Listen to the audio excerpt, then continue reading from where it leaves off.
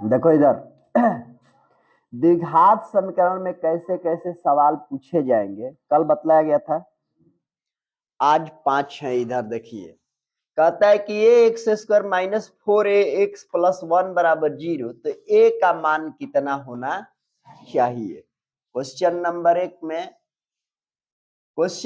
एक में सबसे पहले बनाने से पहले जान जाओ कि कोई द्विघात समीकरण का मूल वास्तविक तब होता है जब उसका विविक्तर d से d का मान 0 के बराबर हो या 0 से बड़ा हो।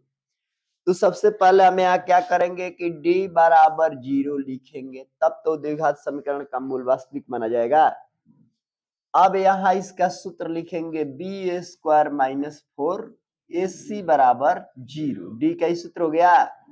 तब यहाँ से b का मान कितना है, देखिए यहाँ पर 4a माइनस 4a दोनों हैं, x तो चर है, अब 4a अचर है, माइनस 4 गुणे a का मान यहाँ छिपा है, a है ना, a है, गुणे c का मान कितना है 1, अब बराबर में क्या है, अब इसका वर्ग करेगा तो 16a स्क्वायर माइनस ये हो जाएगा 4a बराबर 0।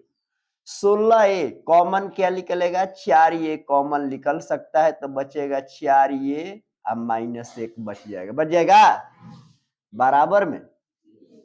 अब एक बार 4a बराबर का लिखेगा, एक बे 4a माइनस 1 बराबर का लिखेगा, a बराबर 0 बाटा, तो a बराबर क्या आया 0।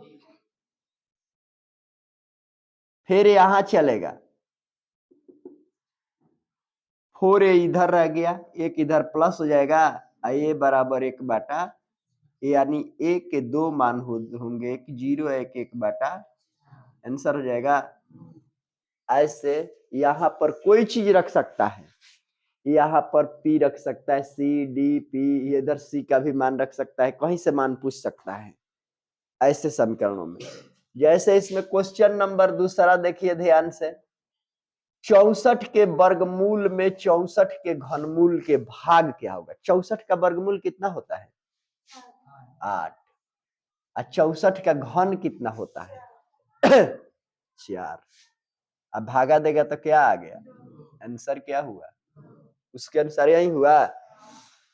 इतना का एक गुणांक x प्लस 1 है कब, यानी x के पावर n x के पावर 1 पर भाग इसका गुणांक होगा, कब होगा, ये ऋणात्मक होगा तो नहीं होगा, धनात्मक होगा तो होगा, इसलिए इसका आंसर डायरेक्ट लिखिएगा धनात्मक।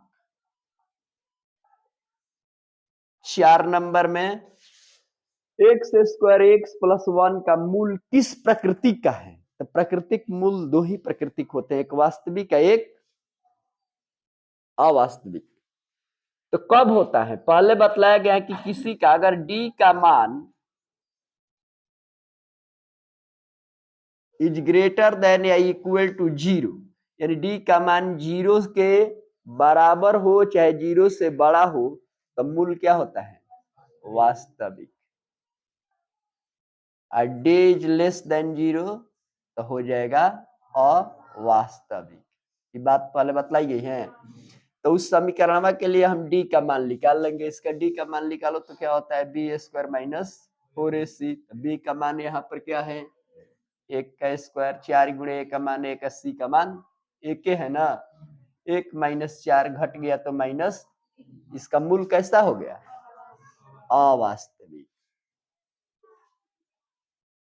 इसका मूल हो गया अवास्तविक।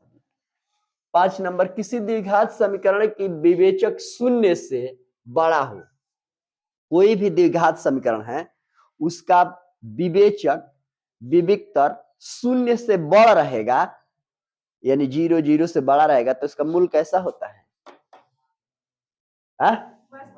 वास्तविक। हमेशा याद रखो क्या होगा वास्तविक। इस ढंग से क्वेश्चन भी द्विघात समीकरण में पूछे जाते हैं।